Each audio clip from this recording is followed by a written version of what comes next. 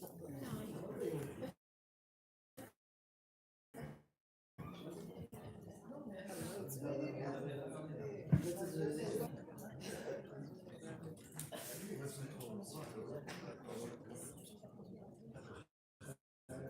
tout le monde. On m'a demandé de commencer. Je suis obligé de le faire parce que je suis le directeur de l'école. Donc, bienvenue à l'école Hassan Ibn Taha. Je suis très honoré et heureux d'être parmi vous cet après-midi, pour le lancement de ce programme de formation très important pour l'emploi. Et ce programme est un processus de développement de l'école, dans la dynamique de développement de l'école, spécialement la formation continue. C'est un programme qui a été développé, initié et développé avec nos partenaires, pour nos partenaires, avec les entreprises et pour les entreprises. Il a été développé en collaboration avec William et avec nos enseignants. Donc, je voudrais remercier tout le monde, que ce soit nos enseignants qui ont accompagné cette formation et surtout nos partenaires qui nous ont fait confiance et qui ont voulu aussi être parmi nous pour le lancement de ce programme. Donc, je ne vais pas tarder sincèrement de vous présenter ça et je vais donner la parole à M. Paul pour présenter le programme et vous présenter l'intervenant. Qu'on remercie aussi qui est venu directement pour être parmi nous aujourd'hui. Je voudrais vous remercier infiniment et je vous souhaite une bonne après-midi. Merci.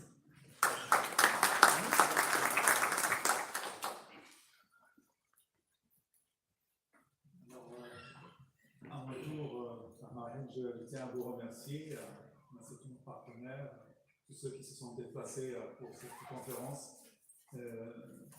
d'ouverture de ce master que nous considérons très important pour l'école, pour le marché marocain et international.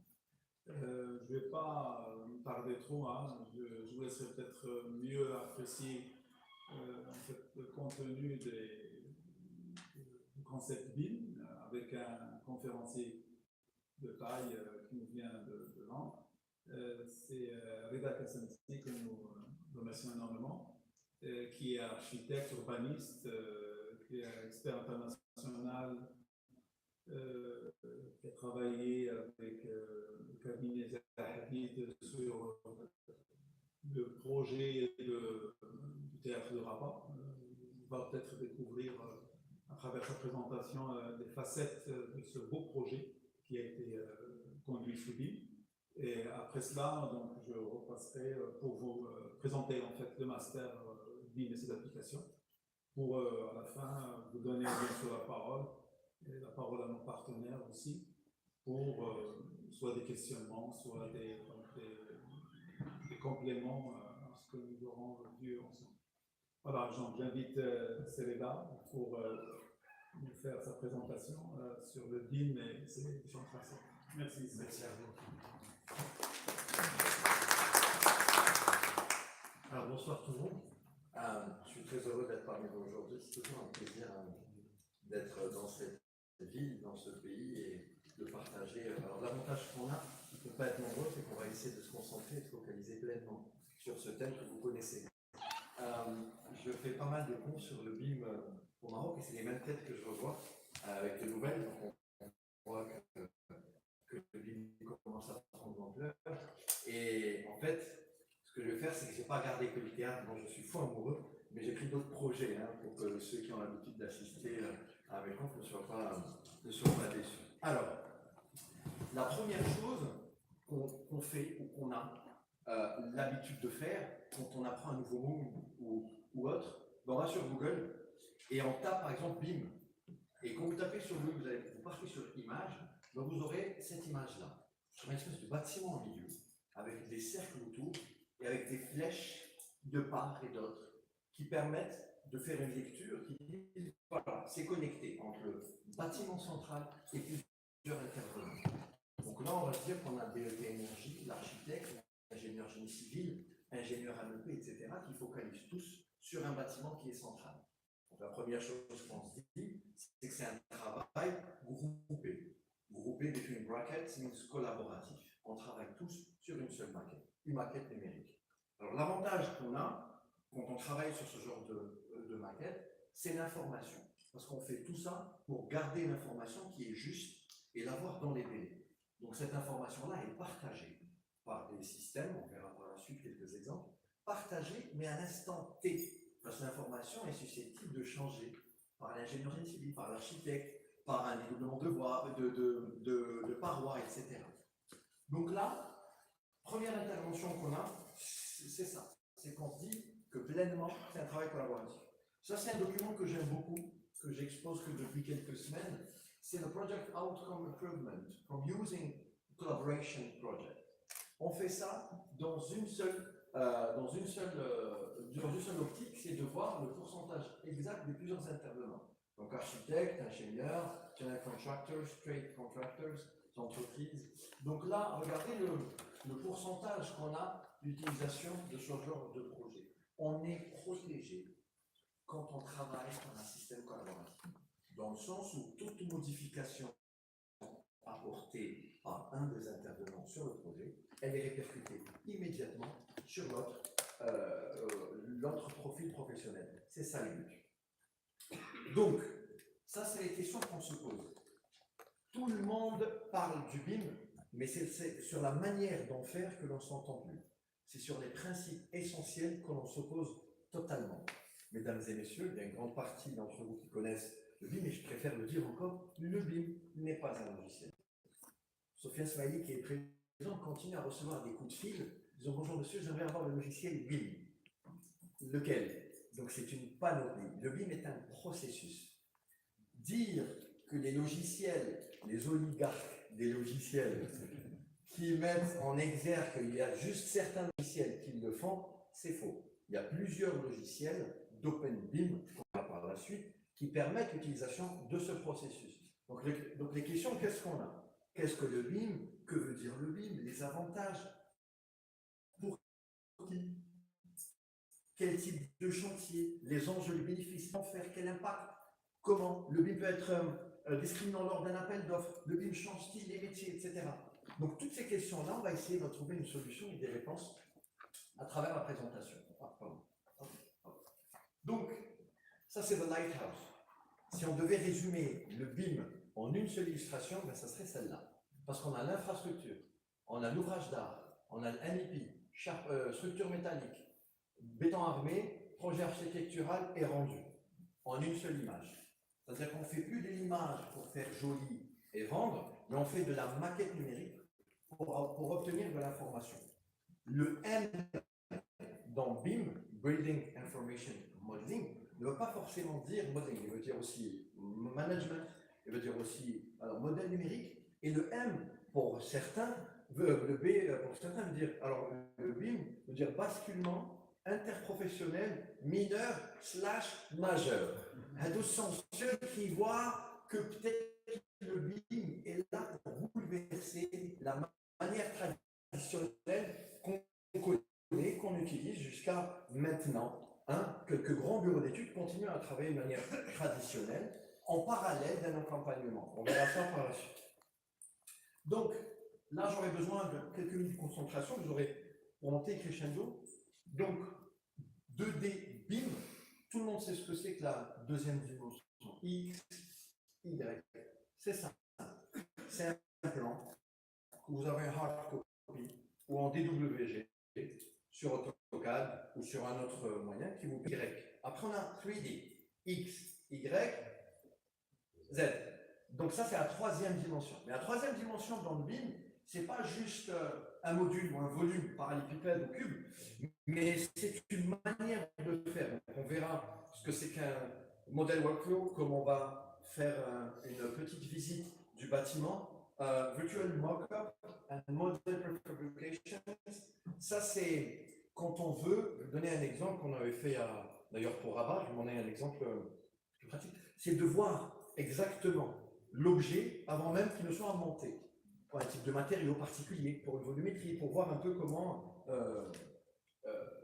comment ça va se goupiller. Donc 2, 3D, 4D BIM, c'est le times, ou le temps, c'est le T en fait. Donc c'est la durée dans le temps de ce projet, et l'avantage qu'on a, c'est que les logiciels BIM sont interprétés directement avec tous les logiciels de maths, donc tout ce qui est MS Project, Primavera, etc. Ben on a la possibilité de faire le va-et-vient de 2, 3, 4, 5 dB, c'est le cost et les coûts super importants. On fait tout ça pour gérer le budget. L'enveloppe financière est limitée. On ne va pas se retrouver avec des avenants pour tout le monde, que ce soit pour le client, l'entreprise ou le bureau d'études. Donc on prévoit tout en amont. Et c'est ça la possibilité et le génie qu'on a par rapport à lui. Et on a aussi 6D,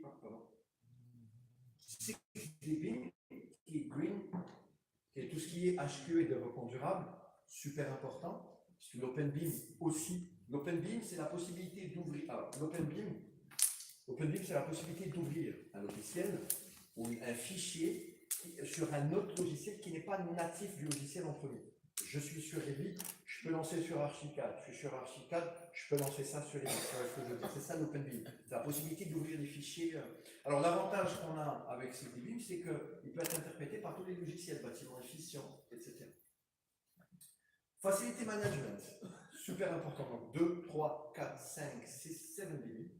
On a XD BIM, ça c'est l'avantage qu'on a sur. C'est tous les éléments que vous voulez ajouter dans la volumétrie ou dans le projet. Un exemple tout simple, vous prenez le bâtiment, vous le renversez sur le toit, tout ce qui tombe, mobilier, chaises, etc. Donc vous avez la possibilité de les rendre en BIM également. Je vais vous montrer un exemple très singulier sur ça. Alors, quelques autres minutes de concentration. On avait fait les étapes, on a vu le dessin BIM, le modèle numérique. Et là, en fait, tout le monde connaît les étapes de dessin. APS, APD, ODCE, projet d'exécution, etc. Dans quelques pays, je vais éviter de citer le nom parce que vous allez vite les reconnaître, le projet d'exécution et le processus n'est pas le même pour plusieurs intervenants du métier. C'est-à-dire l'architecte fait ceci, l'ingénieur civil ne le fait pas. L'ingénieur civil va directement attaquer le projet d'exécution parce que c'est comme ça, parce qu'on a tendance à travailler de la sorte. Le processus BIM permet une évolution permanente de tous les corps de métier. C'est-à-dire tout le monde avance en même temps. Et c'est avec ce processus-là qu'on aboutira à une maquette qui est finie et différente ou composée différemment sur le BIM, qu'on appelle LOD, Level of Details / Level of Development. C'est le dans le D veut dire deux choses différentes. Je vais vous donner un exemple que vous allez garder en mémoire, c'est la chaise. LOD 100, je dis que j'ai une chaise. LOD 200, j'ai une chaise qui a des roues.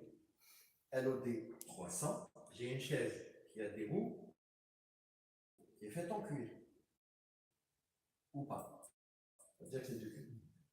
LOD 400, c'est une chaise qui a des roues, qui est faite en cuir, qui a des accoudoirs. C'est à chaque fois que j'avance dans le level of details, j'avance dans l'information que je donne à l'élément. C'est comme ça. Pardon. Donc maintenant, vous avez vu jusqu'à même la démolition du projet pour la gestion de projet. Donc là, pour les amoureux de la lecture, dire qu'on maîtrise un logiciel Revit ne fait pas de vous des BIM managers. Dire qu'on utilise un seul logiciel pour faire de la maquette numérique, ce n'est pas du BIM. On parle du BIM une fois que vous regroupez toutes les maquettes des différents corps de métier dans un seul élément. C'est celui-là. BIM collaboratif, il fait une drôle de tête celui-là, parce que c'est lui qui regroupe toutes les informations. Et c'est de là qu'on se dit BIM Modeler, Revit et les recrues, c'est une question de compétence. Vous ne pouvez pas, autant que professionnel, autant maître d'œuvre, dire à ce gars, voilà, demain tu seras BIM manager, alors qu'il tangue un peu son réalisation. C'est une question de compétence. Alors, les transferts de fichiers, le partage de données, très important. They have to be protected. They have to be transparent and they have to be collaborative. Doit être transparente et doit être impérativement collaborative et accessible. Dans le sens où si vous êtes appelé à faire des projets confidentiels, par exemple, eh ben, vous donnez des mots de passe à ceux uniquement qui ont droit à accéder à ce projet. Par exemple, s'il y a une start-up qui est installée au Maroc, par exemple, qui sous-traite pour un gros wire à l'étranger, pour des questions d'internet, de download, de upload, ben, celui qui a passé commande, ben, il rentre directement au serveur ici, hop, il récupère. Mais il récupère que ce qu'il a été demandé. C'est un processus qu'on appelle le FTP. C'est le File Transfer Protocol qui permet l'échange d'informations de la sorte. Donc là, vous pouvez voir ici Connected.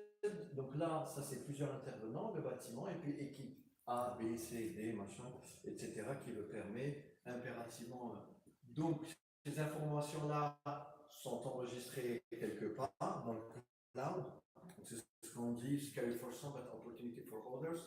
On a toujours cette tendance de dire comme quoi les données qui sont dans le cloud peuvent être hackées, peuvent être récupérées, etc. Ça fait 11 ans que je fais du BIM et que je mets des trucs sur des clouds. Il n'y a aucun élément qui a été dérobé. Donc le BIMware, c'est ça.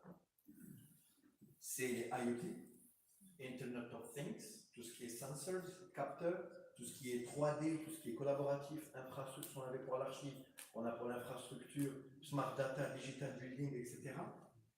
Et imaginez que l'ensemble des bâtiments qu'on fera par la suite, parce que ce qu'il faut savoir, c'est que c'est toujours lié par un protocole d'accord dans un cadre administratif. Imaginez que l'ensemble des bâtiments soit fait en BIM. Donc on aura plusieurs bâtiments de la sorte qui seront en BIM. En fait, quand on a un ensemble, on ne parle plus de BIM, mais on parle de CIM, qui est la City Information Modeling. Donc c'est l'ensemble de bâtiments BIM qu'on a fait, comme je vous ai montré, a été fait 2, 3, 4, 5 éléments, etc., qui nous permettent en fait d'avoir, qui sont reliés par des voies, etc., remonter. Et on fait tout ceci pour vous parler de ce qui se passe en ce moment dans le monde depuis quelques temps, qui est la Smart City, la ville intelligente. Je crois qu'il y a un rendez-vous à Casablanca dans quelques jours, un congrès international sur la ville intelligente. Très souvent, vous allez rencontrer des spécialistes du métier qui diront que les villes comme les nôtres ont plus besoin d'autre chose que de devenir ville intelligente. Ah, est-ce que Casa deviendra? Eh bien, figurez-vous qu'il faut passer par la ville intelligente pour régler les problèmes qu'on a. Cette disparité est vite rattrapable si toutefois on passe par la Smart City. Ne réfléchissez pas d'une manière subjective, mais plutôt très objective. Donc, connecter, bâtiment, BIM, SIM, clash, etc. Et là, donc on aura un ensemble d'éléments de la sorte. Donc là, on a l'infrastructure. Et on a aussi d'autres éléments parce qu'on a tendance à penser uniquement dans le bâtiment ou ce qui l'entoure, mais on a cette tendance d'oublier ce qui se passe à l'extérieur. Et en fait, je vais montrer un exemple. J'ai préféré montrer maintenant. C'est ça. Imaginez si vous avez un heavy transfer qui rentre dans la ville, à laquelle n'a pas été fait d'une manière intelligente, que le bâtiment et le patrimoine existant n'a pas été relevé de cette manière intelligente, donc on n'aura jamais les données, l'information. Et l'information se partage en deux, le patrimoine existant et le patrimoine futur. Merger les deux dans une base de données fera la base d'une ville intelligente. J'aime pas ce terme, moi je préfère dire une ville programmée, parce qu'on doit impérativement faire intégrer plusieurs corps de métier. On a aussi des références, connecte la distance, 5G networks, etc.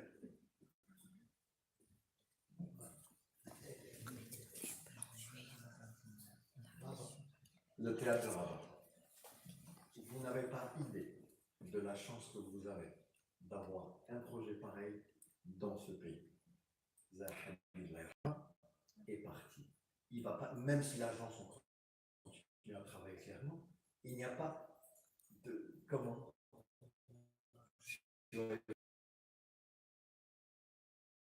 Quelques kilomètres d'ici, c'est un chef-d'œuvre architectural qui a été placé dans un contexte particulier, l'aménagement de la rue du Grec, et qui est très singulier parce que c'est l'un des premiers projets qui a été fait en BIM à l'agence, un des projets les plus compliqués au monde qui a été fait en BIM. Et ce que je dis très souvent, c'est que toutefois ce projet peut être fait en BIM, c'est que tout le reste du projet que vous allez faire par la suite dans toute votre vie, vous pouvez le faire en BIM. C'est ça l'exercice. Alors, on a discuté sur un point très important avec M. Schulter, qui est la programmation et le brief, le cahier des charges. Donc, on récupère un cahier de charges, il y a des données, donc on fait une translation de ce qui a été demandé, mais le maître d'ouvrage n'est pas forcément spécialiste des cahiers des charges. Tout le monde a fait du copier-coller, donc tout le monde s'est retrouvé avec des éléments qu'on n'est pas censé lire, qu'on s'est retrouvé dans des cahiers de charges, etc. Donc on fait ce qu'on appelle le brief adjustment, parce que c'est uniquement les maîtres d'œuvre qui ont la possibilité et le génie de connaître exactement ce qu'il faut ou pas pour un projet.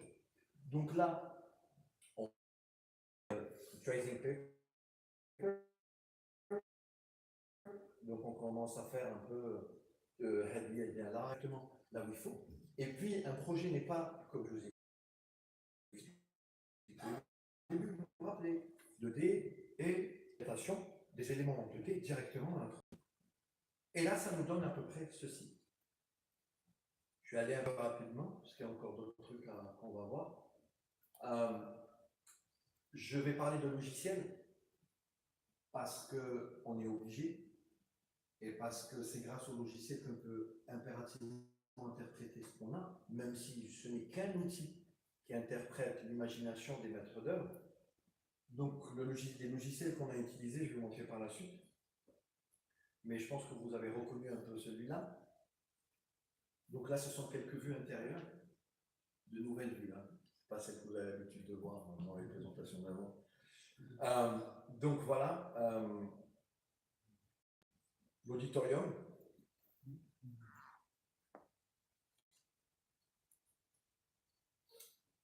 Revit. Alors, on va parler de parce que le projet a été fait par Revit. Je vous dis que parler d'un logiciel particulier pour faire un processus est faux. J'ai plus de facilité, même si on discute avec des personnes qui travaillent sur d'autres logiciels. Une fois qu'on maîtrise Revit, ben on est déjà dedans, parce qu'il répond pleinement à une certaine exigence. Il y a même des recherches. Vous connaissez IFC? L'IFC, c'est l'Open BIM, qui veut dire Industry Foundation Classes.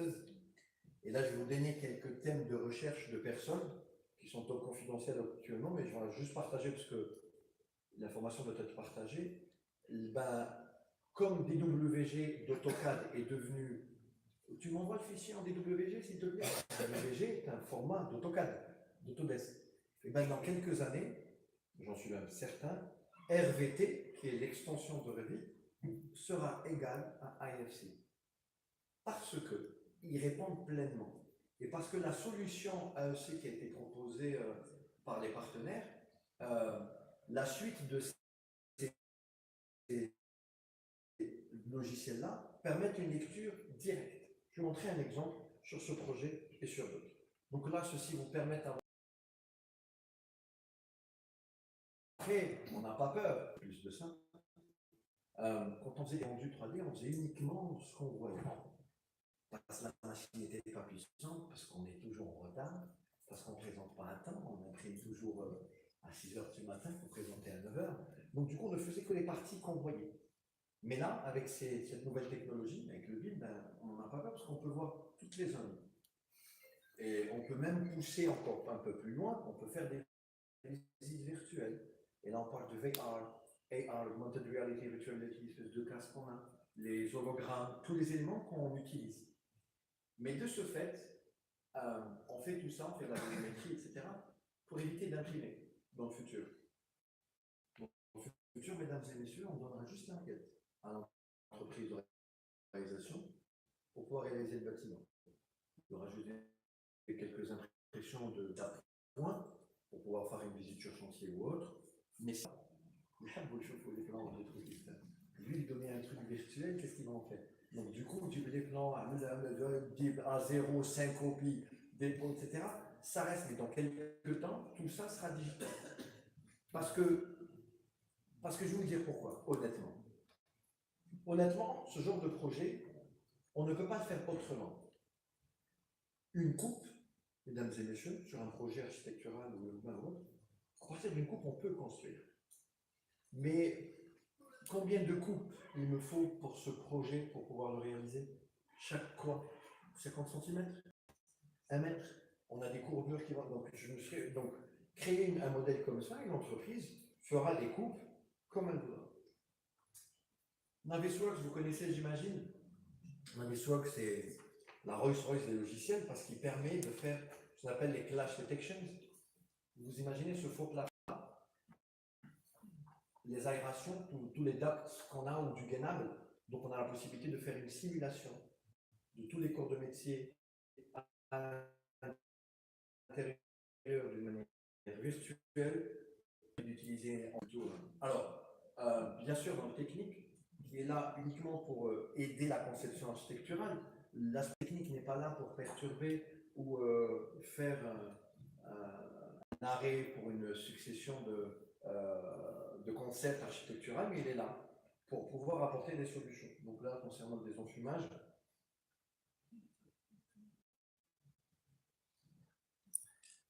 on a travaillé avec New Technique, on est spécialistes des façades.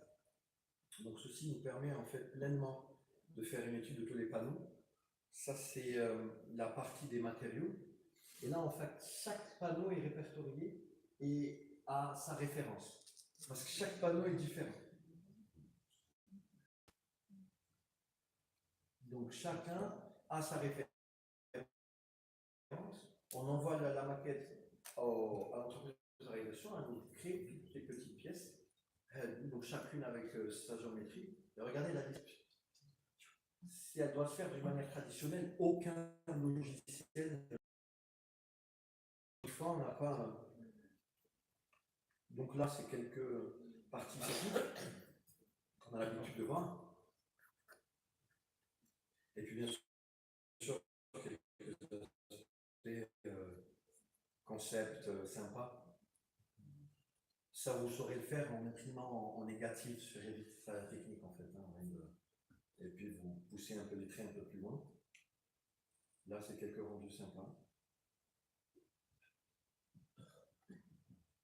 La lumière, les cours, enfin tous les concepts. Et l'avantage qu'on a, c'est que dans ce genre d'approche, c'est que l'ascenseur ne devient plus juste un élément qui emmène des personnes ou des objets, ça devient aussi un élément d'architecture. Habituellement, on fait ce qu'on appelle le BOH et le FOH, le back of house, on ne voit pas, et le front of house, partie qu'on voit, ben, l'ascenseur devient aussi une partie. Chaque fois, vous pouvez voir ici, on s'est même permis de créer quelques petits escaliers de limites dans les quelques petits rendus sympas.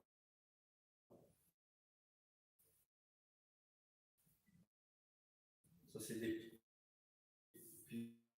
pièces particulières qui ont été faites et qu'on continue à avoir de temps en temps. C'est que lorsqu'on fait des rendus, on a besoin de mobilier. On crée des éléments, on pousse la réflexion plus en amont. Donc là, par exemple, je vais vous montrer les chaises, les sites. Ça, c'est quelques aspects techniques qui n'ont rien à voir avec le BIM, mais c'est juste pour vous dire que c'est le BIM qui nous a permis de récolter toutes ces informations-là à l'échelle exacte. Donc, tout est coordonné d'une manière très précise. Donc là, c'est ça le XD BIM, par exemple. Les sites sur lesquels vous avez, on s'est permis de leur donner un design également. Mais une chaise, ce n'est pas juste une chaise, je vais expliquer. On a ces plans, c'est une fiche technique. En fait, l'avantage qu'on a, c'est qu'on peut même en déterminer le prix avec un seul clic sur les logiciels de BIM. Je mets le nombre de chaises, le coût, hop, le temps, et là, hop, là on fait quelques exemples pour pouvoir les confronter au mode d'image. Ça, c'est le plancher technique, ça, c'est à l'agence. Donc, pour simuler un peu le prix. Et ça, c'est le 3D Model Mock-up dont je vous ai parlé tout à l'heure, qui a été fait avec du GRC. À l'époque, il n'y avait qu'une seule entreprise qui le faisait ici. Donc, du coup, il fallait juste le faire valider, ramener une partie, voir comment il réagit dans le temps. Voilà. Donc, l'autorisation l'avait envoyé de la sorte. Ça, c'est bien sûr le ferrage. Les formes, les coffrages. Voilà, ça, c'est l'élément, comment il a été fait. Voilà, il est là. Ça, c'est lorsqu'on faisait des clashs. Ah, ça, c'est très, très important. C'est des protocoles d'accord entre.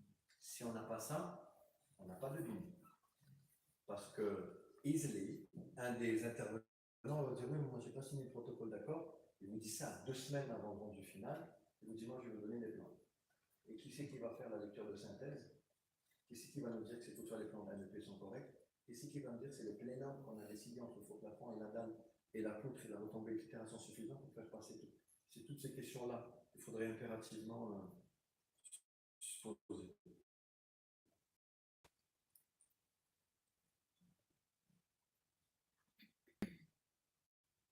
Ah, j'entends.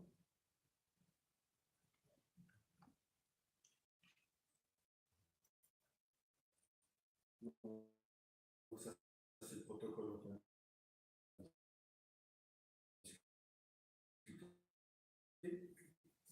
Maintenant, le premier dessin que je vous ai montré, quand vous prenez des lots, voilà, en fait, en gros, c'est le privilège de bosser avec Leica il y a une dizaine d'années, avec Fayez, que vous allez voir tout à l'heure. Il est petit, mais il est très intelligent. Un peu trop d'ailleurs. Et en fait, ce qu'on a fait, c'est le scan to BIM. Et là, il va vous expliquer tout à l'heure, c'est vraiment, vraiment futuriste. Ce qu'on fait est très simple. C'est P30 à l'époque, vous voyez, P30. Donc c'est un scanner Leica qui nous permet de scanner ce qui a été coulé et le confronter avec ce qu'on a donné à l'entreprise de réalisation. C'est aussi simple que ça. Je scanne, je prends le nuage de points, je mets ma maquette, je suis sur une chaise et je confronte exactement ce qui a été fait. Et on se retrouve avec des bêtises. Pardon. Par exemple. Alors imaginez, ça c'est le patrimoine futur, imaginez ce qu'on peut faire avec le patrimoine existant. Je vais vous montrer quelques exemples. Donc là, c'est des phases de réalisation.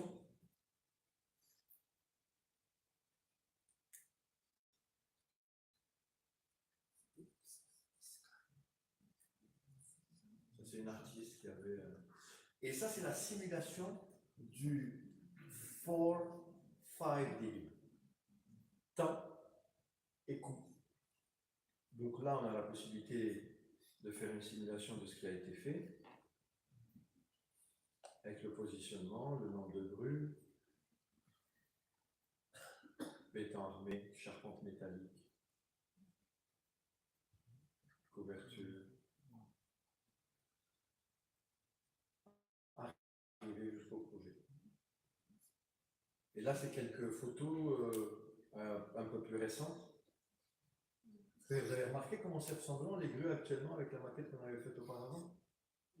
Eh bien, quand on gère le projet d'une manière virtuelle, eh bien, je vous promets qu'il est très facile par la suite de le gérer. Ouais. Un autre projet. Ça va, vous n'êtes pas trop fatigué? On peut passer dessus. Alors, BIA Project.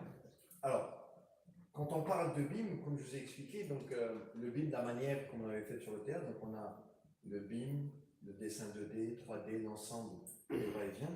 Ce projet-là, j'aime beaucoup. Pareil, donc 3 groupes, architecture, génie civil et MEP. Le processus est simple. Shared Model, Clash Detections, BIM Workshop. On avait créé un jour par semaine qu'on appelait le jour fixe. Donc on se partageait les modèles, on faisait notre lecture de clash et on faisait notre... Donc là, archi, MEP et structure. 3 3 maquettes indépendantes. Donc là, chaque modèle, on l'a partagé. Là, on fait une lecture de clash sur un modèle, bien sûr.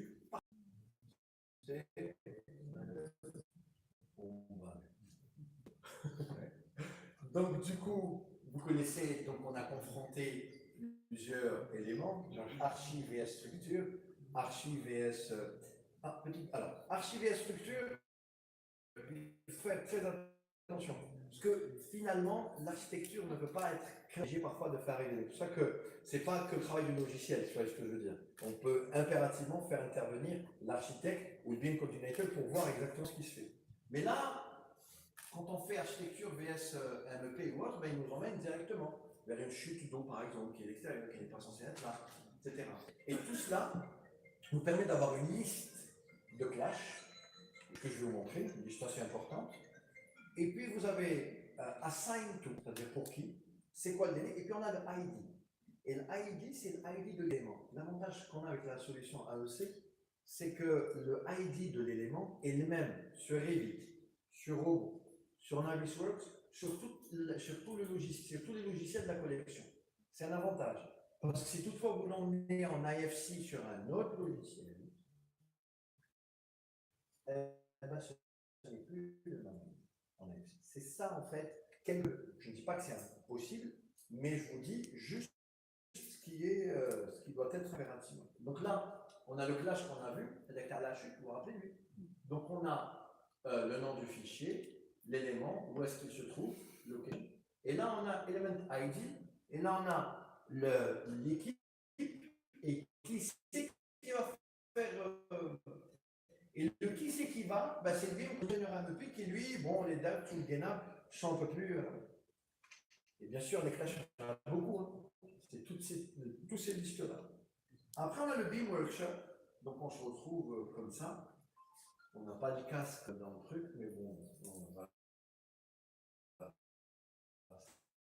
C'est à peu près ce qu'on fait. Et regardez ce qu'il a fait, l'ingénieur AMP.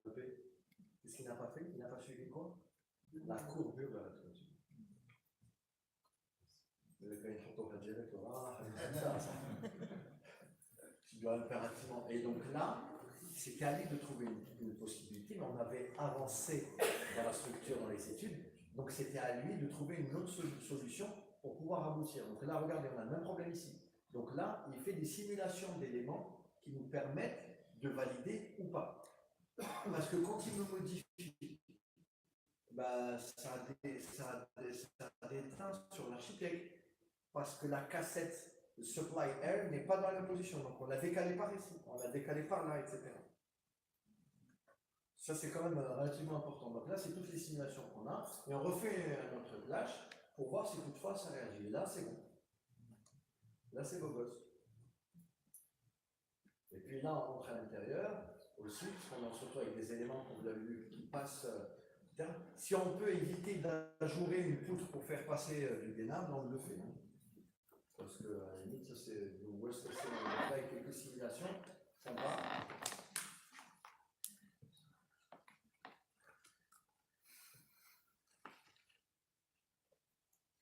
Alors,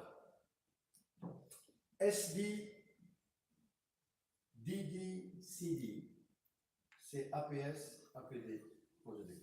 DD c'est Design Development et CD c'est Construction Documentation. Et là, qu'est-ce qu'il y a écrit? Hein? Ce qui fait qu'il y a la conclusion. Bravo. Issued for constructions, à ne pas avec Industry Foundation Class.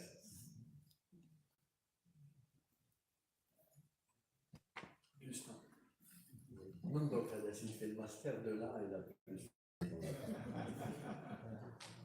Donc là, comme vous a expliqué les LOD, bon, maintenant on est entre professionnels, vous savez ce que c'est, les LOD, etc. Là, ça, c'est quelques rendus que j'aime bien vous montrer, et puis même lors de la réalisation, je vais vous cacher que même dans le chantier, on se retrouve avec des petits trucs qu'on n'est pas, vous savez, quand vous coulez le béton, et quand ça, enfin, on est dans le chantier, donc on connaît tous les problèmes, donc on n'est pas à l'abri d'un petit truc qu'on fait sur place, sauf que C'est impératif de le reperpétuer sur la maquette. Impératif. On ne connaît pas l'idée du propriétaire, il doit faire appel à de la domotique s'il veut rendre le bâtiment intelligent. Donc tout doit être impérativement fait d'une manière assez particulière. Là, ce sont des plans. Ça, c'est les menuiseries. Ça, c'est le FTP dont je vous ai parlé tout à l'heure, le File Transfer Protocol. Le fichier ne s'appelle pas à imprimer. Je dois finir, je suis en retard. Le fichier doit avoir un nom, une date, un positionnement, 3 types. On a Visual Rivet, on dit WG, placé sur un fichier. Donc, c'est une GED, hein, c'est une gestion électronique du document qui est très importante. Très importante. Avec M. Lahoud tout à l'heure, on en a même parlé, qui sait qui update et qui sait qui met le fichier. Ça aussi, c'est important. Très important. Vous imaginez si vous vous retrouvez à télécharger 3 fois le même fichier, chacun le place là où il veut, après il sera lié, parce que des links on Revit. Ça, c'est l'ensemble des logiciels qui ont été placés et qui ont été utilisés. Vous connaissez Rhino? Vous connaissez Grasshopper? Vous connaissez Dynamo? Alors, Dynamo, c'est le Grasshopper de Rhino, mais Dynamo est sous Revit. Donc là, en fait, c'est l'ensemble des logiciels pensés par tout ce qui est Maya, etc. sont des logiciels que vous connaissez, qu'on utilise à l'agence.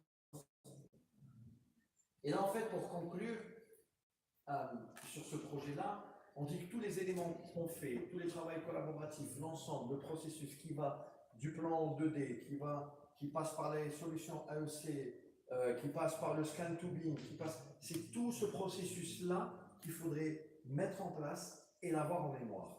Le processus est lent, c'est pour ça qu'on passe par des masters, c'est pour ça qu'on passe par des formations, c'est pour ça qu'on passe des partenaires. C'est impératif. C'est maintenant, parce que le BIM, avec Smaïn, avec Sofiane et Smaïli, on en parle depuis 11 ans pour Sofiane, 10 pour moi. On ne nous a pas écoutés. We weren't allowed enough. On ne criait pas suffisamment. Mais je vous dis que c'est maintenant. C'est vraiment, alors c'est très simple, tous les projets qui se font en Angleterre se font en BIM. Tous, sans exception. Je le dis très souvent, Catherine, tu vas me détester, mais en France, un peu moins. En France, ils attendent que les autres finissent d'abord et que ça réussisse. Par contre, en France, depuis quelques temps, tous les projets publics et sanitaires, hospitaliers, etc., sont faits en BIM. Parce que c'est le lot le plus gros, MEP, etc.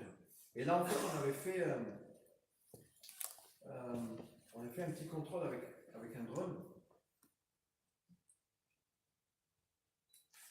lors du chantier.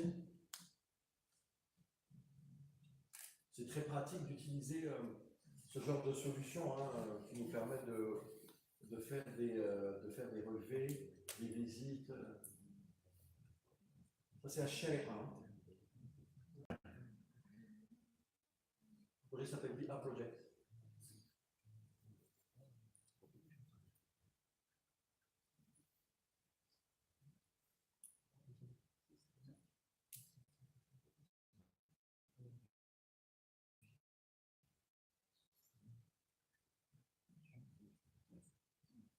Alors, ça, c'est quelques travaux de minutes. On n'est pas. On profite de. Ouais. Alors, vous montrer le petit projet sympa.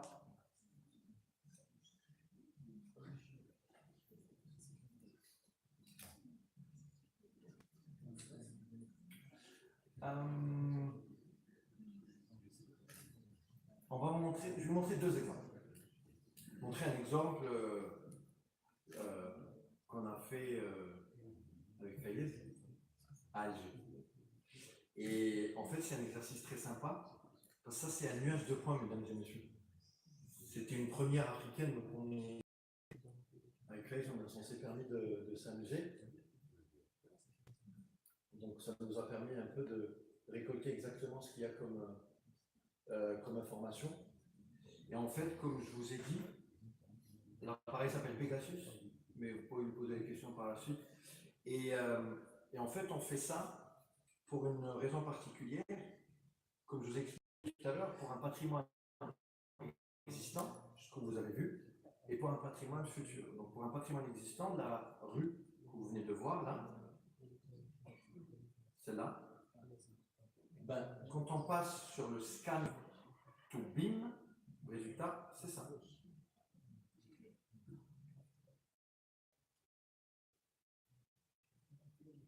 Partie supérieure, upper floor, et la partie underfloor. Partie qu'on voit et les parties qu'on ne voit pas. Donc l'avantage que Leica a, ils ont une espèce d'appareil qui s'appelle Georadar, qui permet de faire une lecture directement jusqu'à 4 mètres, c'est ça, qui récapitule exactement les éléments qu'on voit et voir l'état des canalisations.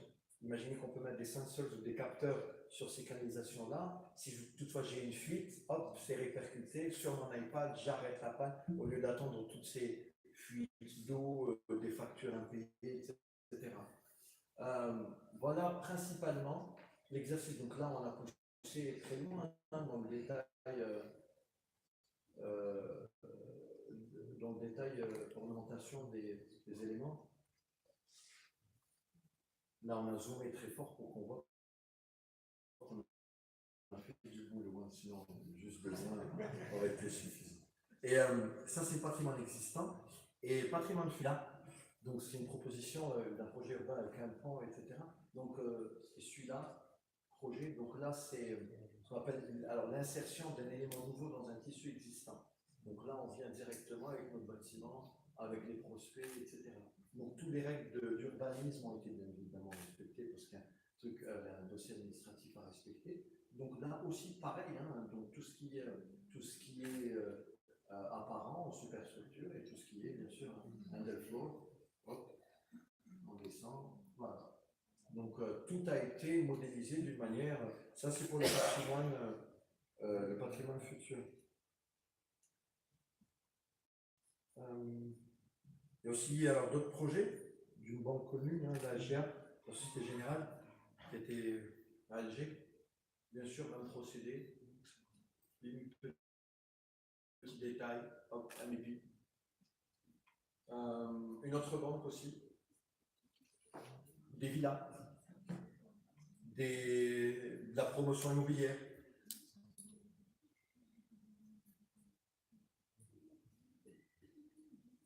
Et ça, c'est l'ensemble. Tous les éléments. Infrastructure, bâtiment, ce qu'on voit pas, les réseaux.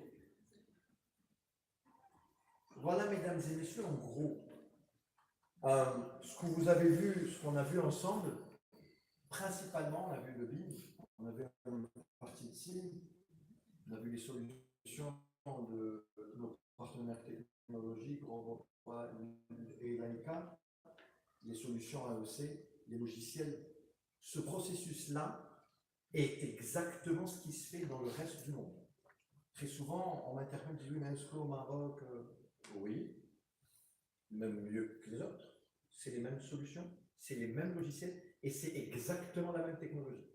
Pareil, ce qu'on fait actuellement en BIM, ici ou ailleurs, c'est le même niveau. Peut-être que la conception architecturale est différente. Peut-être que l'insertion de nos projets ne correspond pas, c'est d'autres règles, ce n'est pas les mêmes matériaux. Je ne disconviens en aucun cas. Mais l'ensemble de ce qu'on a vu jusqu'à maintenant, c'est ça.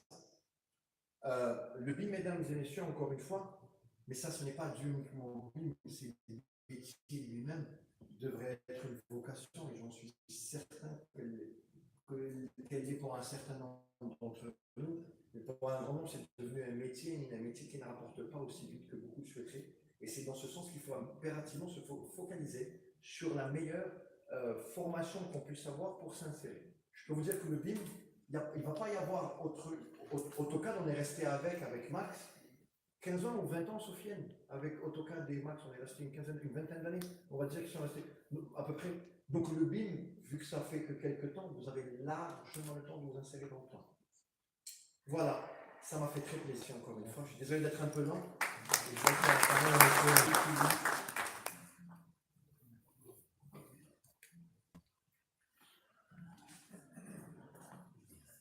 Merci beaucoup.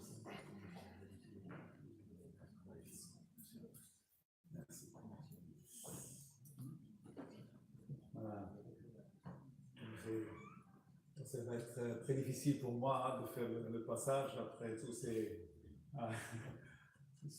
passages que certains considèrent encore futuristes, mais on a vu qu'ils sont appliqués de plus en plus d'ailleurs. Alors justement, cette transition qui est en train de se faire favorablement dans le BTP, je pense que le BTP c'est le dernier, pratiquement l'avant-dernier secteur où justement la numérisation est encore un peu en retard. Cette transition numérique a besoin de compétences, besoin de formation. On est avec moi que manipuler ces concepts et ces démarches, ces logiciels, ces plateformes, sans formation. Hein. Jusqu'à présent, au Maroc ou même dans des pays, par exemple comme la France, par exemple en France, on a un seul master qui forme sur le BIM, d'ailleurs entre plusieurs écoles d'ailleurs. D'où l'idée justement de se dire, il est temps au Maroc qu'on se mette à l'œuvre et qu'on puisse outiller. Alors, il y a plusieurs facettes disons, d'attaquer un projet BIM. Donc, chaque acteur dans ce processus doit se situer dans ce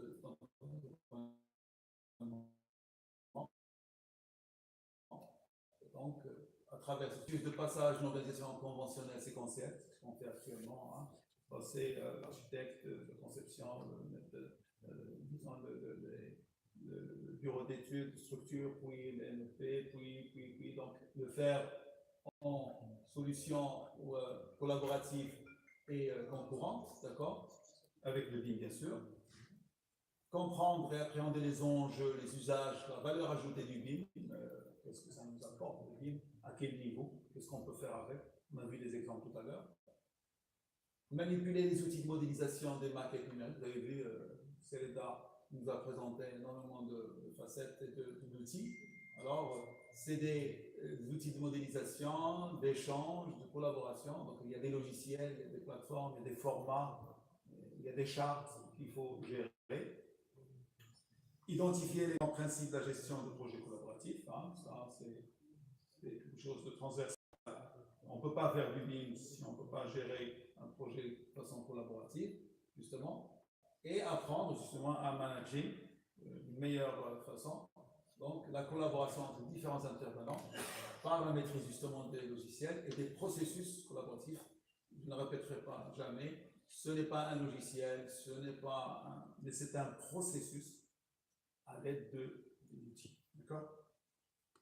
Alors, ce master, il va s'emporter, il y a trois aspects, trois gros morceaux dans ce cursus. Il y a d'abord des cours théoriques de base, je dirais, hein, de près de 200 heures, qui sont répartis en 10 modules à peu près.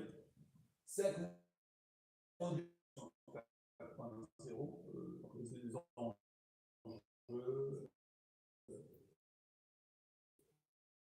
concept d'organisation. Il y a ce module technique du BIM, ce qui est BIM, alors un module assez gros sur le module technique BIM pour projet de construction, BIM pour la gestion d'un patrimoine immobilier et BIM pour infrastructure. Alors tout ça, c'est à peu près 200 heures de cours théoriques, je dirais. À partir de là, où en parallèle à cela, bien sûr, il y a des activités et des cours pratiques, à peu près 150 heures, hein, dans lesquels il va y avoir des ateliers pratiques sur des logiciels dédiés, pardon. Donc, il y en a plusieurs. Hein, des ateliers pratiques sur plateforme BIM, à travers donc une maquette, comment faire jouer dans les interfaces, les échanges et autres. Des mini-projets de groupe, tout ça bien sûr va se mettre en place avec des mini-projets tout au long de la formation. Et bien sûr, du cours à distance avec des supports e-learning qui vont se faire soit avant un module, soit en parallèle, soit après un module pour soit des aspects spécifiques, complémentaires ou sur par exemple l'apprentissage d'un outil particulier. À la fin de tout ça, pour mettre tout ça en forme, donc c'est un projet de fin de formation. Hein, les gens doivent donc dérouler tout ce qu'ils ont appris sur un projet de fin de formation professionnel, encadré bien sûr, qui va être développé par le groupe Multi-Horizon. Dans mon esprit, on aimerait bien avoir des groupes, par exemple, Multi-Horizon, ça veut dire avoir un maître d'ouvrage, un architecte, un ingénieur, un topographe ou un autre, et comme ça travailler vraiment sur un projet pilote professionnel qui va être soutenu devant un jury professionnel, alors minimum 4 mois, qui va donc boucler la formation. Alors, le programme prévisionnel qui est actuellement proposé risque d'être un petit peu adapté en fonction, bien sûr, et validé par les comités d'orientation et en fonction donc d'intervention des formateurs. Donc, vous avez voilà, les 10 modules, on peut rapidement les dérouler. Donc, vous avez le contexte, donc, tout ce qui est les enjeux, la démarche, le déploiement du BIM, les outils de mise en place, les responsabilités des intervenants, donc phase montage, les acteurs, les responsabilités encourues, cadre juridique, interopérabilité, donc les principes de format d'import-export, le format IFC, les échanges entre logiciels, et ainsi de suite. Management des projets de BIM, donc les formats de travail, d'échange, de discussion, les méthodes d'organisation en processus standardisé, gestion de réception et diffusion de documents, schéma directeur BIM et justement protocole BIM, puisque je disais tout à l'heure, pour se mettre d'accord comment on va échanger, comment on va valider tout ça. Conduite du changement, alors ça c'est un. Bien sûr, on va changer de manière de faire, donc les gens doivent avoir un minimum d'apprentissage sur tout ce qui est conduite du changement, les principes de résistance au changement, comment développer les capacités d'apprentissage des collaborateurs, comment développer l'agilité, la résilience au niveau de l'organisation pour permettre d'introduire ce novatrice. Hein, captation, collecte et intégration des attributs, donc les outils de méthode de numérisation 3D, les études de cas, bien sûr, comment monter un cahier de charge BIM, les spécificités juridiques, comment établir ou exploiter un DCE numérique. On commence à parler de DCE numérique, hein, et donc c'est l'occasion de voir un petit peu quels sont les technologies qui sont pour pouvoir mettre en place un DCE numérique, la conformité réglementaire en phase de passation des marchés publics ou privés, et on aboutit sur le BIM pour un projet de construction. Alors, phase, bien sûr, programmation, conception, la stratégie logicielle au niveau du usage, les approches métiers, la traçabilité, la vérification des processus, les BIM, les méthodes et autres, hein. Consolidation des modèles de détection des interfaces, les clashs, préparation de chantier, méthode, planification, chiffrage, hein, comment est-ce qu'on peut faire, et voilà, les composants du générique, l'intégration de la gestion technique, justement en phase d'exploitation, et bien sûr tout ça avec des cas pratiques, étude d'un projet ou une plateforme collaborative. Les deux derniers, alors gestion d'un patrimoine immobilier, voir comment utiliser le BIM en GPI, hein, comment déployer le BIM pour exploiter un parc immobilier, comment faire de la rénovation, la maintenance et l'exploitation d'un parc immobilier avec des cas pratiques. Et enfin, le BIM pour l'infrastructure, c'est quelque chose qui se développe. Standard pour les BIM infra. Alors, l'approche convergence avec les cycles, les BIM avec les cycles, c'est des choses qui se marient de plus en plus. D'accord? Alors, avec ça, bien sûr, des projets en groupe et des ateliers pratiques. Hein? Initiation travail collaboratif de groupe sur plateforme libre, ça c'est pas limitatif, hein, ça dépend des formateurs, ça dépend des projets. Hein. Revit, Archicad, Plan, des classes, SketchUp, Navisworks, InfraWorks 360 et d'autres. Hein. Ça c'est juste pour exemple. Et enfin, donc, le projet de formation. il va être réalisé en groupe, en collaboration, 350 heures, plus que 350 heures de formation théorique et pratique, à dérouler de fin septembre à fin juillet.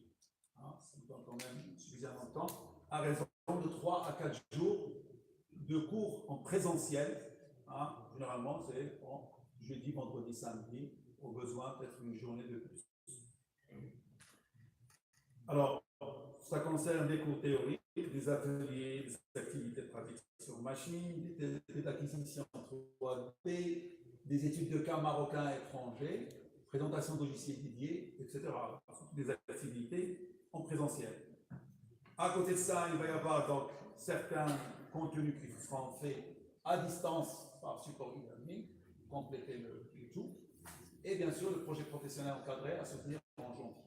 Certaines activités, bien sûr pratiques, peuvent être organisées à l'extérieur chez les partenaires technologiques.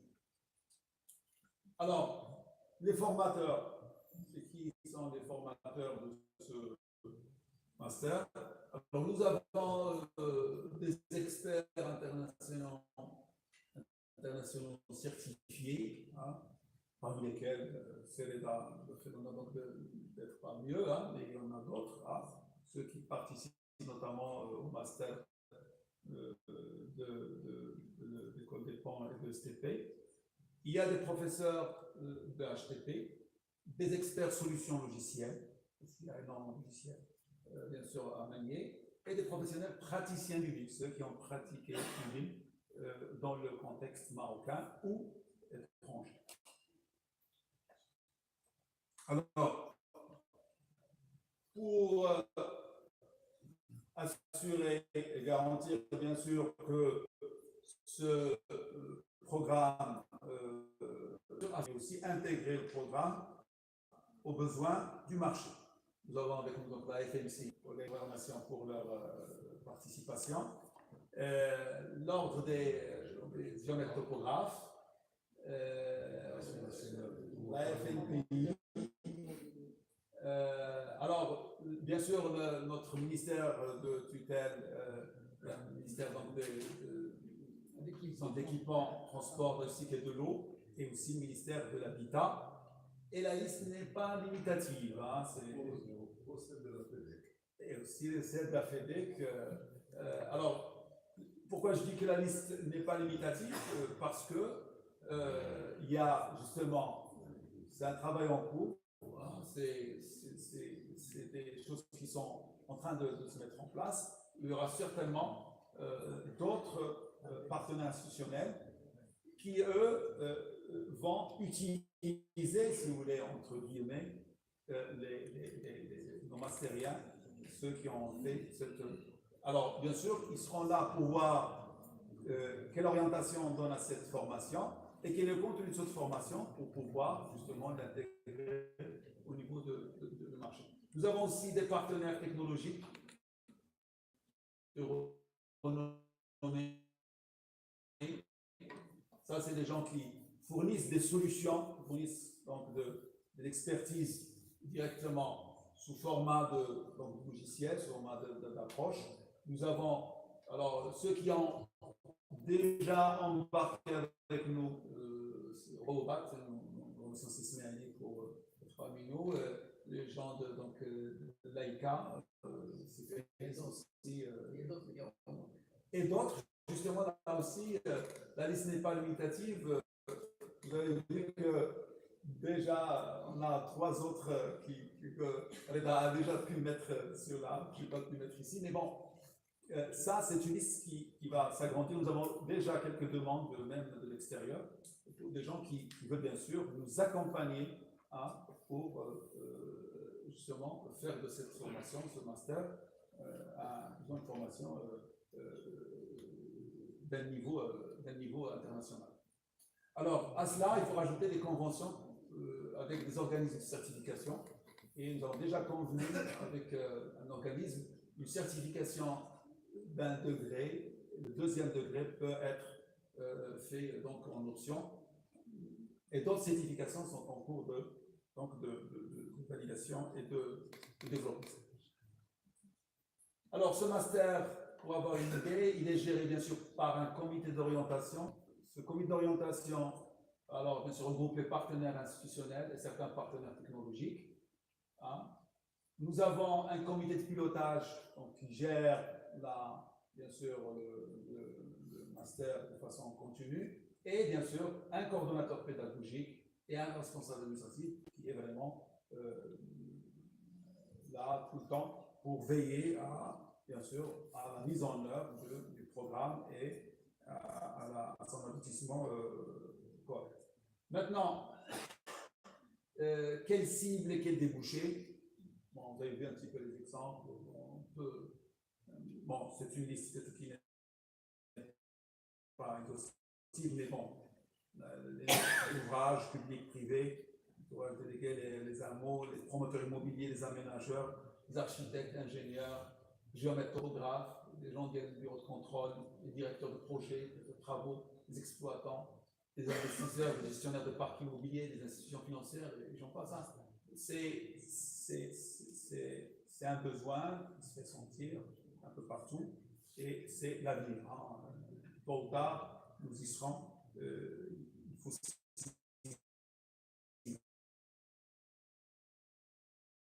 au niveau du recrutement, alors là, bien sûr, il y a, pour pouvoir dérouler le master, il faut bien sûr un niveau minimal.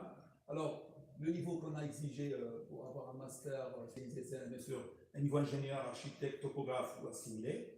Sinon, professionnel spécialisé de niveau Bac plus 4, mais avec suffisamment d'expérience, hein, quelqu'un qui a déjà travaillé, disons, sur la gestion de projets et sur les matricules numériques, par exemple. Hein. Et bien sûr, s'il y a des parcours, il y a toujours des parcours un petit peu particuliers. Donc ça, c'est au cas par cas sur la vocation. Les admissions, hein, on a déjà lancé les préinscriptions. Alors les gens se font une préinscription sur le site. Hein. À partir de là, on fait une présélection. Les gens déposent donc leur dossier. À partir de là, on va les appeler, les gens qui ont en sélection, on va les appeler un comité de sélection hein, qui est déjà bien établi hein, et qui va donc sortir une liste principale et une liste d'attente. Généralement, c'est des groupes de 25. Après, sur des groupes et donc, pour bien avoir une formation de proximité. Le calendrier, nous sommes mi-avril jusqu'à pratiquement fin mai, ils peuvent déposer leur préinscription. Ça nous donne 15 jours pour faire la présélection et appeler les gens. Donc la première session, mi-juin, pour faire une présélection, et fin septembre. Le coût, sûrement les gens vont demander, le coût c'est déjà affiché hein, à 65 000 dirhams hors taxe. Alors pour les associations professionnelles partenaires, nous avons prévu un petit c'est normal, ils sont là pour orienter, je pense que c'est la moindre des choses qu'on peut faire. Alors, bien sûr, pour les coûts, c'est 50% d'inscription, 50% avant le début du module 6. Et alors, bien sûr, il y a possibilité de remboursement PPT avec le contrat de formation continue, dépendamment des 40-70 de leur valeur plafonnée. Voilà, je pense que, alors, pour d'autres informations supplémentaires, vous avez toujours, bien sûr, le numéro de téléphone. Vous avez le BIM@HTTP, c'est très simple, .cfama, et tous les fichiers, tout ça sont dans le site web de l'école. Alors, ce que je vous propose de répondre éventuellement à des questions ou pour donner des choses un petit peu. Donc, c'est les temps, s'il vous plaît. C'est Jalal, qui est un collègue Monsieur Jay, directeur de William, avec lequel on développe ce format. C'est Sinaïli de Robobat, c'est Félix donc de Télécom. Installez-vous.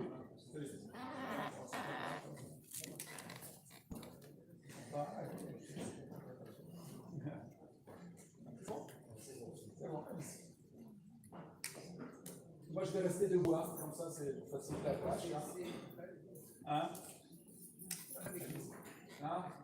Moi, je suis dehors. C'est bon, c'est bon. C'est bon, moi, je prends les questions. Voilà, alors, je vous pose ça. Alors, s'il y a des questions, des choses supplémentaires que vous voulez avoir, soit sur la question sur alors, la première conférence du CELDA, ou alors sur le master lui-même, on peut vous apporter, d'accord, un peu plus de précision. En attendant, si Sinaïli et s'ils ont des choses à rajouter, peut-être à ce qu'on a dit, CELDA moi-même, vous êtes bienvenus, comme c'est nos partenaires qui nous accompagnent et qui ont cru à ce master spécialisé qui vont nous accompagner, Inch'Allah, tout au long de cette belle aventure. Et voilà, s'ils ont des choses à rajouter, c'est l'occasion de le faire. Donc, je dirais, bonjour à tous. Moi, je trouve que c'est une bonne initiative et je pense qu'on aurait dû faire ça il y a quelques années. Ça fait pas mal d'années que j'en parle, même ici à l'école Hassania. Je pense que c'est pas trop tard pour bien faire déjà, et je pense que c'est une bonne initiative parce que, comme a dit Sereda, rien nous manque pour qu'on concurrence par rapport aux autres. Et moi-même, quand j'étais en France, souvent on disait il y a le Maghreb qui peut nous concurrencer. Et c'est vrai, sur cette partie-là, on a le savoir-faire, on a tout ce qu'il faut, pourquoi pas ne pas s'y mettre.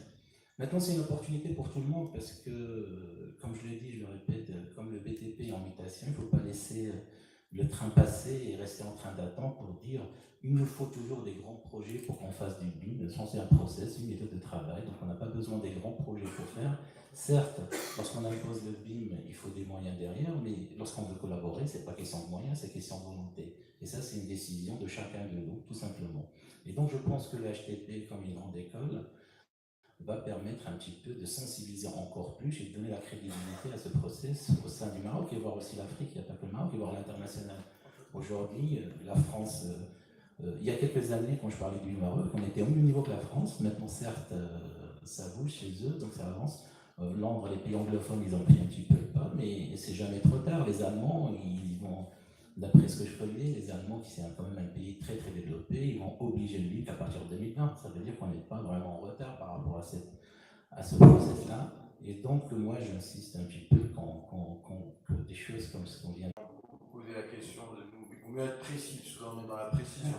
Vous avez l'AICA, vous avez BIM, on est dans le 0,1. Alors, quels sont les warriors actuellement? Il y a Geomansura, Covadis, il y a Civil 3D, etc. Et bien, c'est ça en fait, dans la présentation, on a montré que quelques projets de bâtiments, mais ça réagit parfaitement au VR10, aux ingénieurs topographes, etc. D'ailleurs, on a fait un exercice avec l'ENCA il y a quelques temps. On avait même relevé une partie de terrain. On s'est rendu compte d'une. C'est grâce à ces appareils précis qu'on a réussi à cerner exactement la superficie du terrain, les terrassements, etc. Donc, à ce moment-là, on n'avait pas posé la question sur quel type de logiciel on utilise, vu qu'on travaille en IFC. Vous avez dit Industry Foundation, qu'est-ce qui lui est l'Open BIM?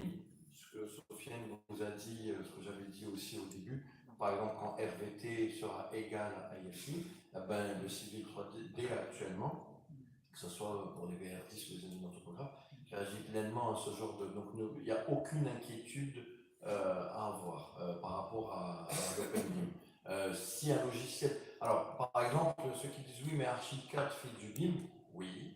Mais il le fait depuis quelques temps uniquement, parce qu'il n'y avait pas des modules MEP, il n'y avait pas des modules structurés. Donc il faut faire aussi attention sur quel type de logiciel on utilise, d'où le protocole d'accord.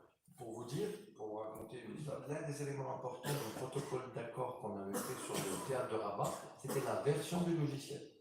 Alors on commence avec la version 18, à l'époque c'était 16, non pas 16 le projet. Ça c'est très important.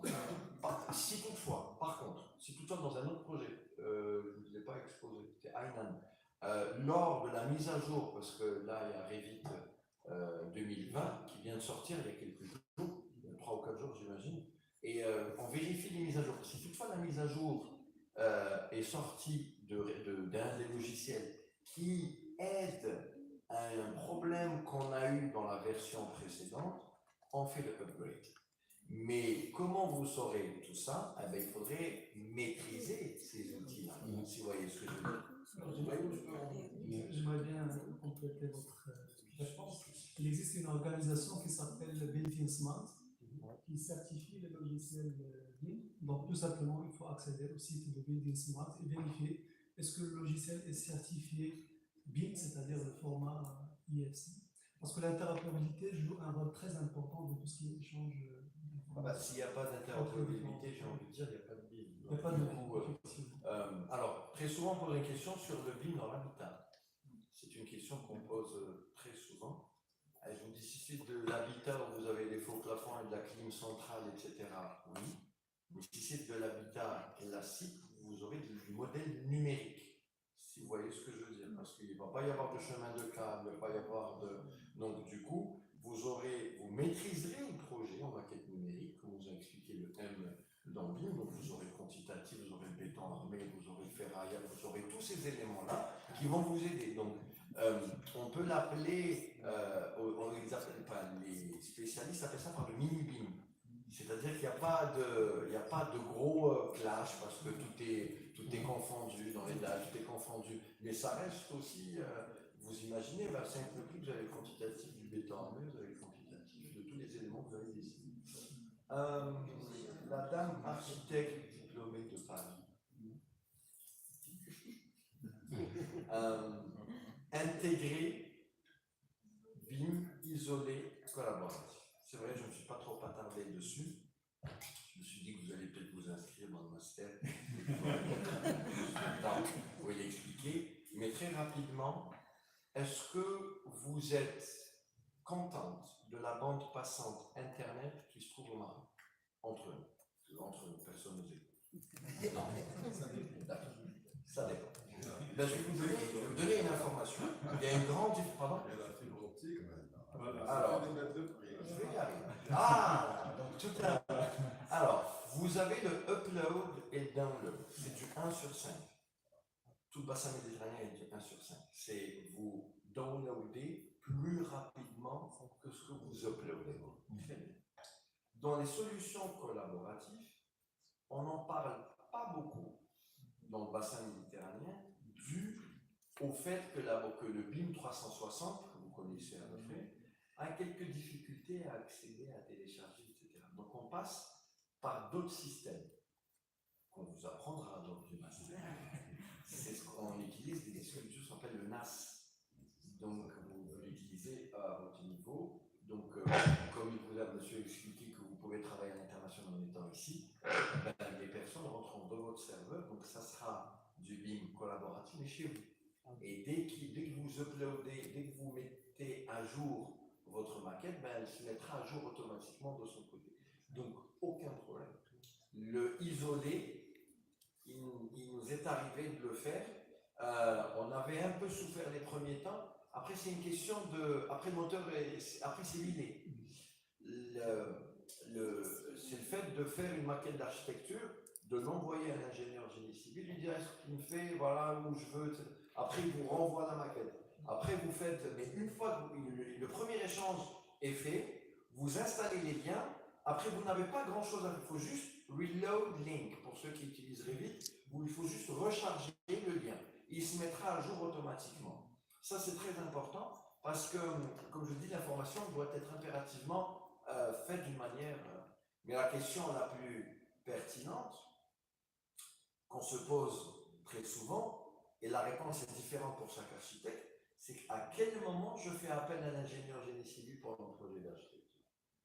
Au début, au milieu, dès que j'ai l'APS, dès que je passe à est-ce que je fais comme tous les architectes, c'est ce qu'on fait, parce qu'on a, c'est la spécialité des architectes maghrébins, on connaît aussi la structure. Donc je sais exactement, j'ai envie que mes poteaux et mes voiles se placent.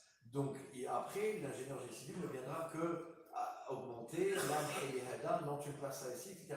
C'est ce travail-là collaboratif qu'on a l'habitude de faire verbalement. Et après, l'ingénieur, d'une manière traditionnelle, nous renvoie le plan en ayant complètement modifié le projet architectural. Et donc, je repars. C'est ce temps-là qu'on perd d'une manière traditionnelle, qu'on gagne lors de mes.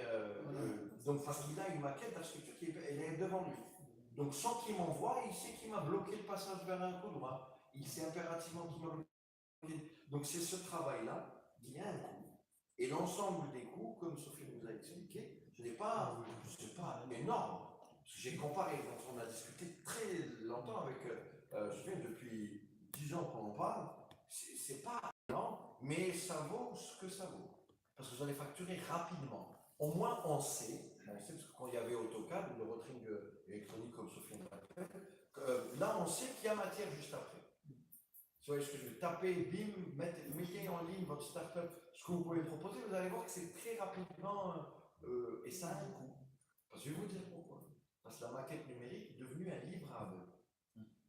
Donc, vous avez plan de 200e, plan chaque hop, maquette numérique.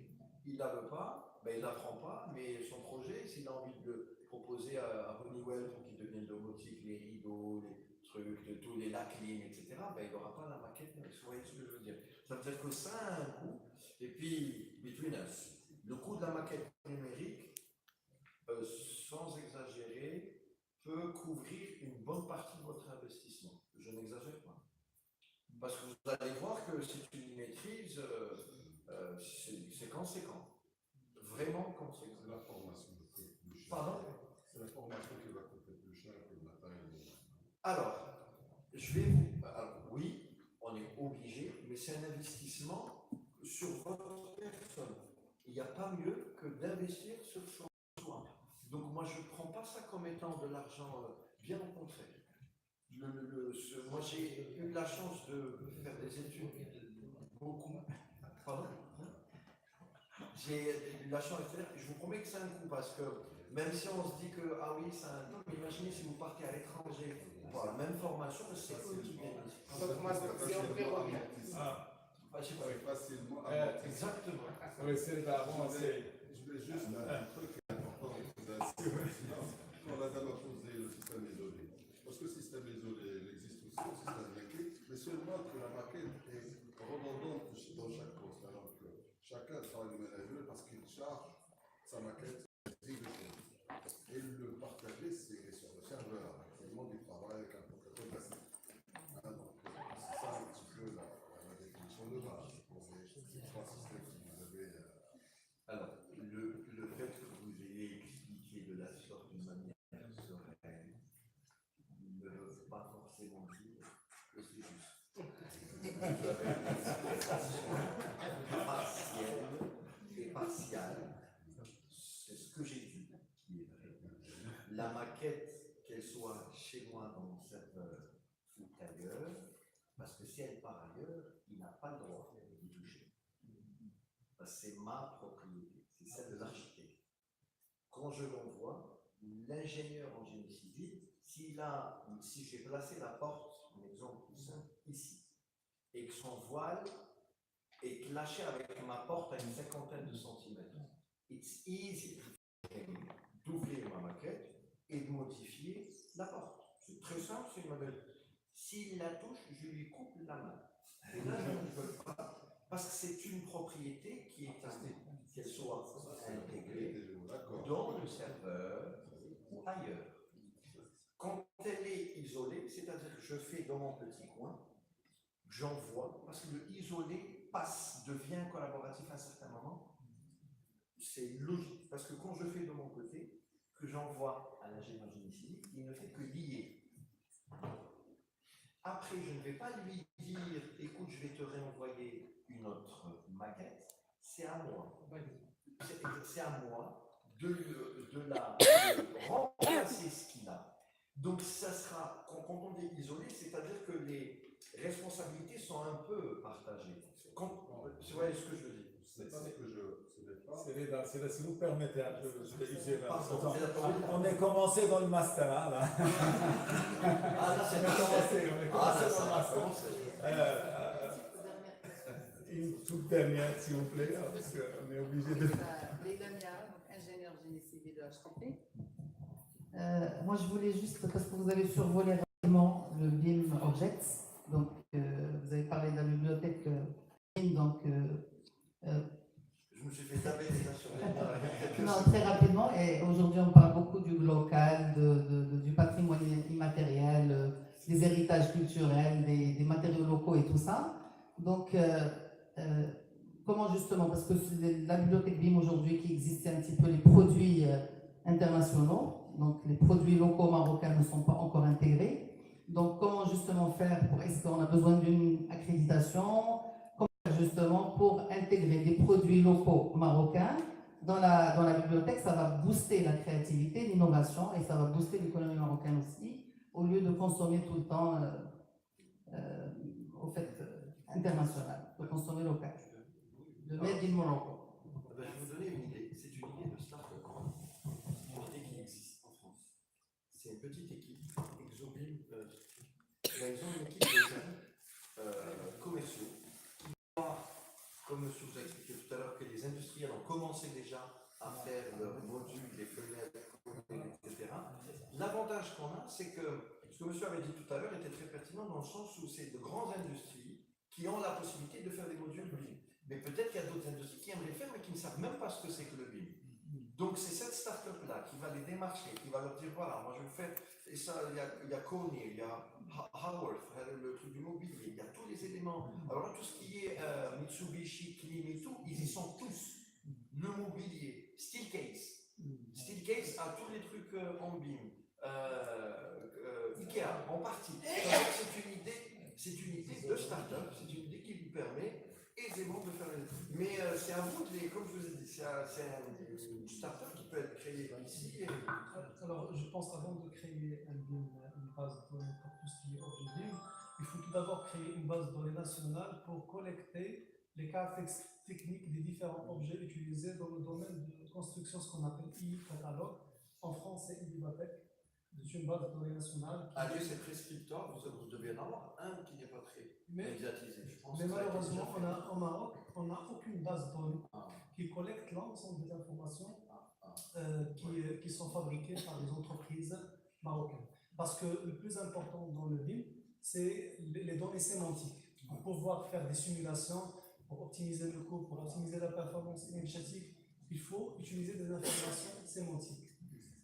C'est-à-dire qu'il faut enrichir la maquette par des données attributaires. D'accord ? Alors ça, c'est un handicap pour la mise en place au Maroc de tout ce qui est maquette. La start-up dont tu parles, je pense à un Suédois, un Nordique, qui l'a lancé en 2011 et qui avait peut-être l'un des plus grands stands au BIM World.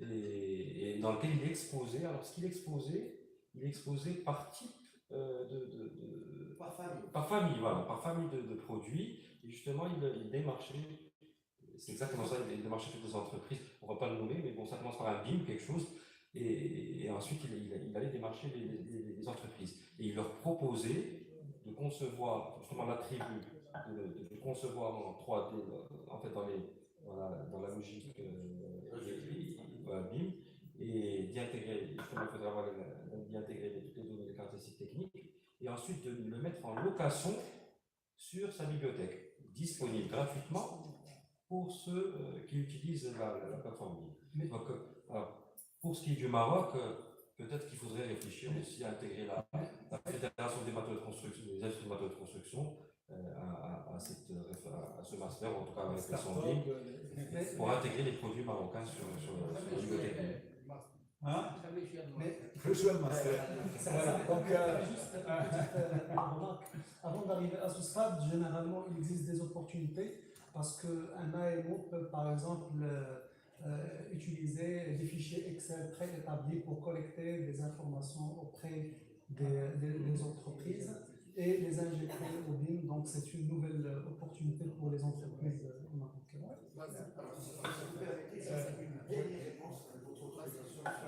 Une minute chrono. Une minute hors taxe.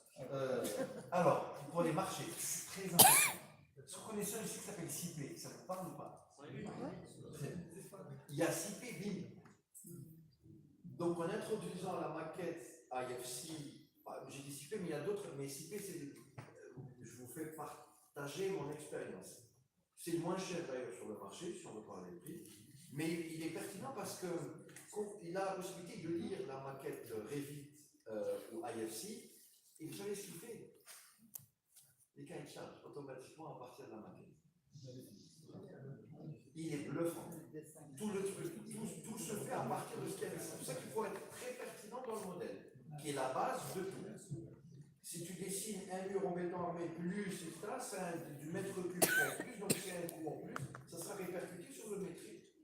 Et si vous tapez CIP sur leur site, je pense qu'ils ont fait aussi une liste de prix de matériaux pour le Maroc. Donc du coup, c'est une base de données qui est pertinente. J'ai vérifié. J'ai pris un cas au hasard, on ne peut pas tout vérifier. Mais si vous êtes dans le truc, essayez de comparer avec ce qu'il y a sur le marché.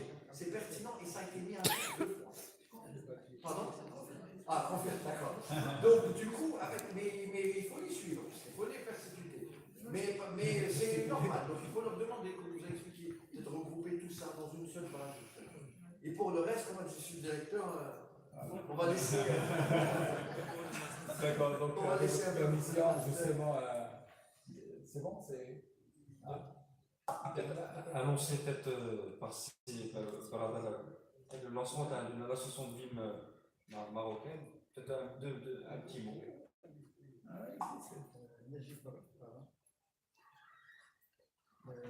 Gilles Barada, architecte à Casablanca. Moi, je voulais ajouter 2 petits points qui n'ont pas été dits dans l'exposé excellent que les intervenants ont bien voulu faire. C'est une des, disons, les raisons d'être du BIM, c'est aussi le côté efficacité énergétique, la maîtrise, les performances en termes de bilan thermique. Donc il y a ce point, il y a aussi tout ce qui est démarche environnementale. Donc le BIM est vraiment la solution pour pouvoir maîtriser ces choses-là. Et donc dans la maquette numérique, aujourd'hui on parle de jumeaux numériques, c'est-à-dire on fait un projet en vrai avant de passer au chantier. Et ça c'est quand même quelque chose de très important. Donc moi je voudrais vous annoncer qu'il y a pas mal de bureaux d'études et d'architectes au Maroc qui sont sur le BIM depuis plusieurs années et qui ont acquis une certaine expérience et que nous avons pu, grâce à une association qu'on a appelée Africa BIM Experts, on a pu les grouper. On est une trentaine de bureaux d'études aujourd'hui et donc, toutes les valeurs, toutes les choses qui ont été dites aujourd'hui, nous les portons dans cette association et nous invitons tous les ingénieurs, les architectes, disons, toutes les compétences de ce pays à nous joindre dans cette association. Merci. Merci. Donc, je vous remercie énormément de votre patience, de votre présence et espérons vous voir. Monsieur Jaïd, on vous invite à une petite pause d'applaudissements. Merci beaucoup. À la prochaine.